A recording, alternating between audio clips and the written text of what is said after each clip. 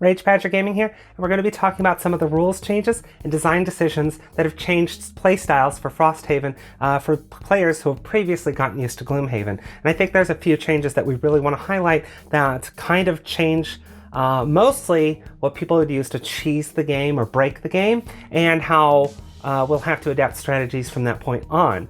Now, most of these can be put into three categories. Number one, the new enhancement system. Number two, the changes to invisibility. And lastly, crowd control, its value, and how much more difficult it is to get hard crowd control in Frosthaven. Remember to subscribe to be kept up to date with more Frosthaven content. Although there's been a lot of discussion on Frosthaven, when's it going to get here, and so forth, I think a lot of people are excited about the new classes, excited about the new scenarios, but I'm wondering how many groups are going to possibly falter at the first handful of scenarios relying on some tactics. I do think it's probably not something that people are going to initially attempt, because I think a lot of the very cheesy tactics relied heavily on like AoE losses that were completely overpowered, and although you can, one of those is that powerful cards that was easily cheesable is available on the Crag card at level 1. You don't see as many of those in Frosthaven going forward, and there's not as many abusable cards available at level 1, so maybe they'll revert back to previous tactics. However, there's also people leaning on hard crowd control, and you have several, at least a few, very powerful level 1 non-loss stuns in Gloomhaven, and we actually see a huge design change in Frosthaven. First off, we only have one stun, and it's a loss on the Geminate, and then there's only a few disarms, and only a couple of those are non-losses, but you do have plenty of immobilize. But immobilize is harder to use because it doesn't stop them from attacking unless specifically you've left a melee enemy at range and they don't draw a card that gives them a ranged attack for that round.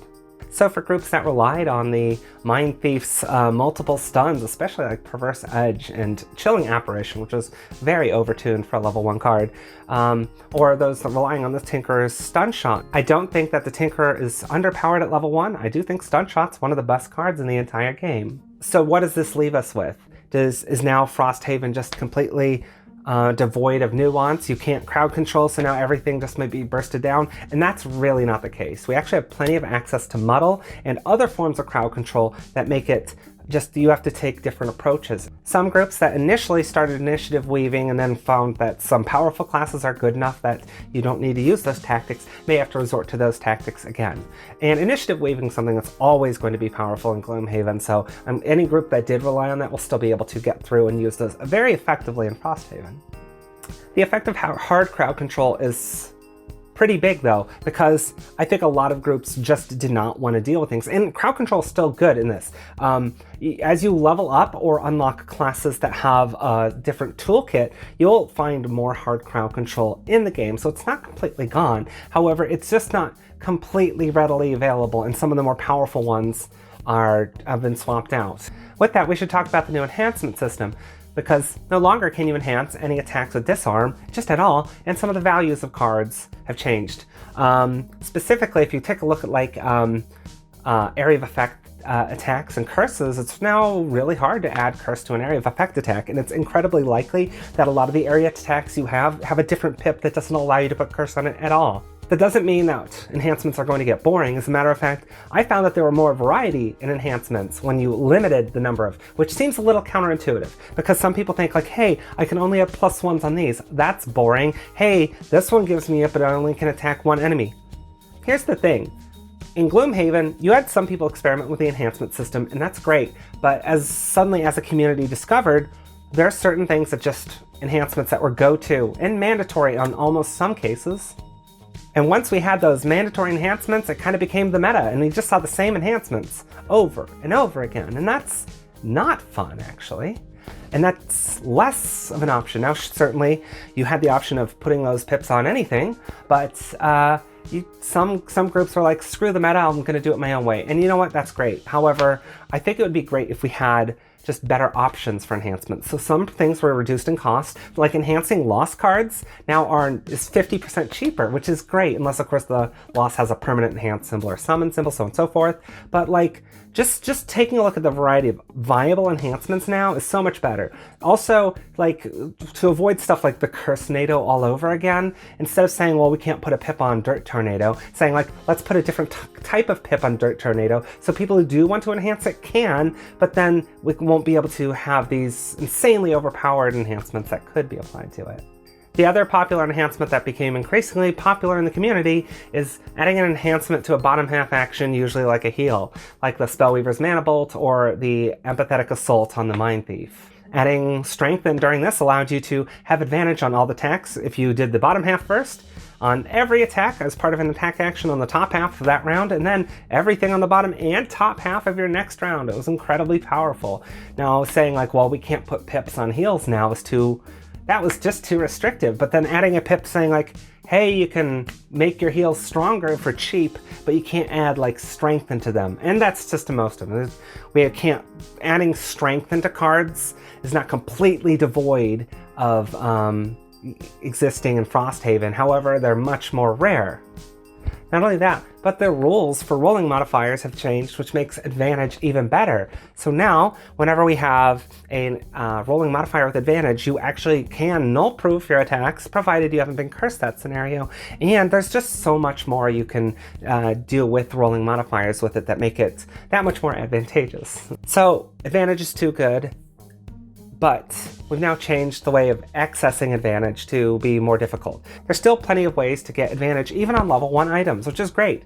However, getting advantage on multiple attacks in an attack action or strengthening yourself for multiple turns is just going to be a little bit more difficult now.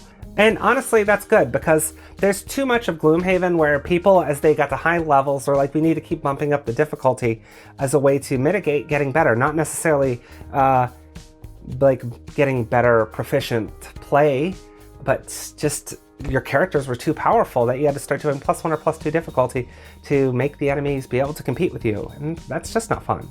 And like part of that is because you can like make your attacks just guarantee to land reliably. Now, make one attack, say like, I want this one to land, so I'm going to tap this item, so on and so forth. That's not so bad. But once you start to get like, hey, I'm going to attack this whole 7-thing cone and get advantage on all of the attacks, and then for my next turn, I'm going to do this other stun that's going to land with this attack built in, it just became too much. And a lot of the unreliability was taken out of the game. So none of this makes the game less fun.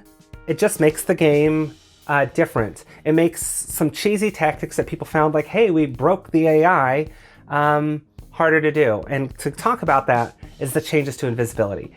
Invisibility has had a huge nerf in that you can be moved through while invisible. That's really all the difference is. And also there's a little bit less access to Invisibility, although we still have a non-loss Invisibility at level 1 in the Blink Blade, so it's not completely gone. Not only that, but if you see the level 4 card of the Deathwalker, there is a non-loss bottom half invisibility with no downside built into it. So don't think like, oh no, we are not going to be able to go invisible anymore. Don't worry, you will. So if you liked going invisible, it's actually not, there's just a slight bit of less access to it. I think the biggest thing is removing Cloak of Invisibility. But no longer can you just stand on the door and prevent melee enemies from moving or attacking at all and just laugh at them as like, ha ha ha ha, we've got them to do nothing. And sometimes they're like, well, they would at least try to move forward, wouldn't they? And there are some confusing situations where like, why would the invisible people be blocking them? Why are they confused? Like they went invisible and they're like, what happened?